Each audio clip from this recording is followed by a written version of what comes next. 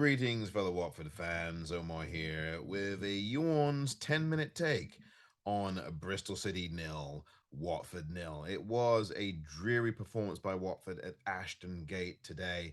An opportunity for Watford to get to third place in the table going into the World Cup break. But Watford didn't take that opportunity today. In fact, they threw that opportunity away today against a Bristol City side who had been lifeless at home, had only won one of their last 6 games at Ashton Gate, and whose manager, the former Watford boss, Nigel Pearson, said lacked moral fiber. He said that just 2 or 3 days ago after Bristol City lost at home, knocked out of the Carabao Cup by League One Lincoln City. And so he wanted a response from his Bristol City side, and he got that response today.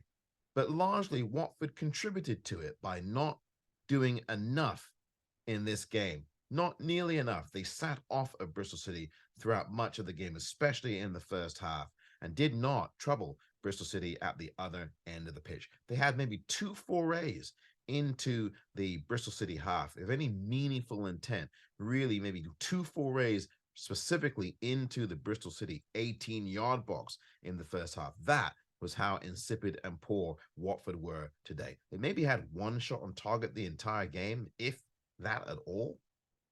Watford were dreadful to watch today. This was a painful game to watch, a 0-0 that had no bite to it from a Watford perspective. Watford had no intensity to their game. They had no sense of confidence in this game, and they completely played down to the level of a bottom 5 side in Bristol City, because that's where Bristol City was starting this game. They were in the bottom 5, sitting in 19th position. But that certainly seemed to be the albatross for Watford, not for Bristol City, as City found confidence going forward down both the left and the right flanks. Andreas Weimann really was a key figure for them today. And in fact, it was Andreas Weimann who should have scored in the second half for Bristol City, the former Watford man, with a header that was saved, excellent save by Daniel Bachmann in this one. That was really the only thing that Daniel Bachmann had to do in this game. But for Watford not to even trouble the Bristol City keeper is much, much worse than shocking. It was absolutely scandalous. Watford looked like they were on the beach today. They had no intensity at all going forward, and they just seemed very ragged and disjointed. Never really got their hooks into this game at all. They did not take the fight to this Bristol City side, and that was what was so painful to watch.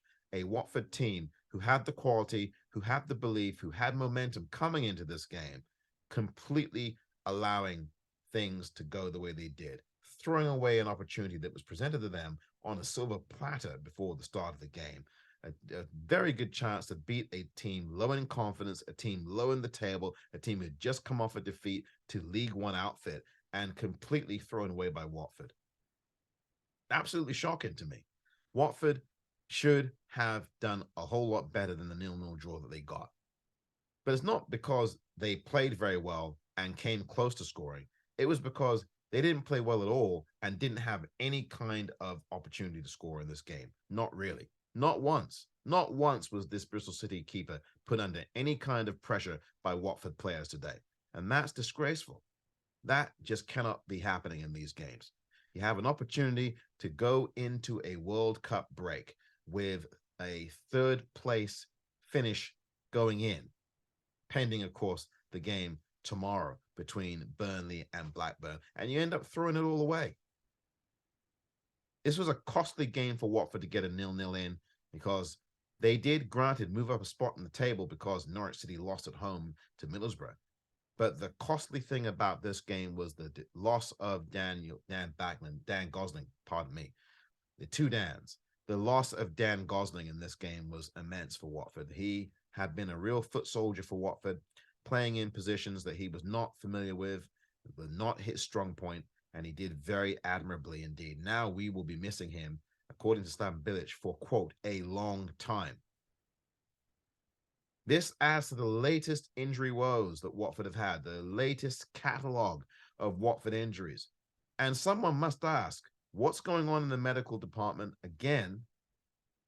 And what's going on with the owner? What is he going to do to address these injuries in terms of getting players in January?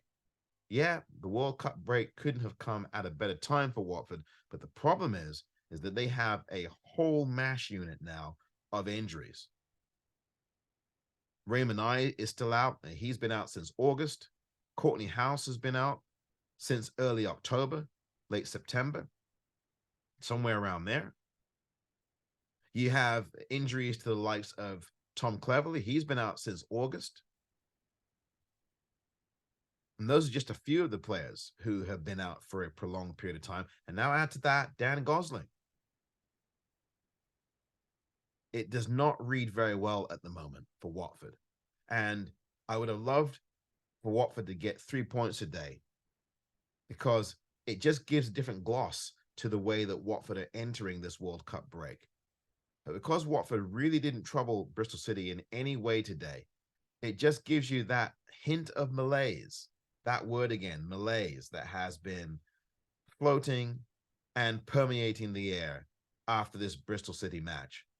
Watford today was second best by a country mile to a Bristol City side who really were playing for pride after the things that they have suffered in the last few days and weeks. Turmoil. There was complete turmoil. There was a lot of disruption with Bristol City, with the manager getting on the players, and rightly so. The Bristol City players have been poor lately, especially at Ashton Gate.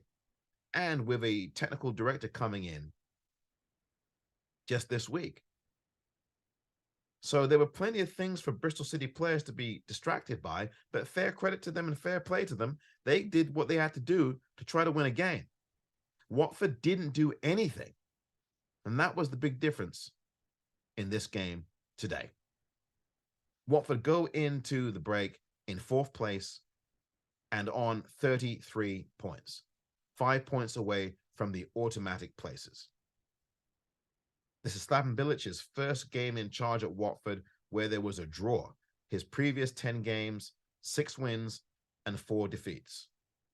That is the line for Watford, and one might have thought after this game that there should have been more. A speedy recovery to Dan Gosling, and I wish him all the very best. This has been the Orns 10-minute take.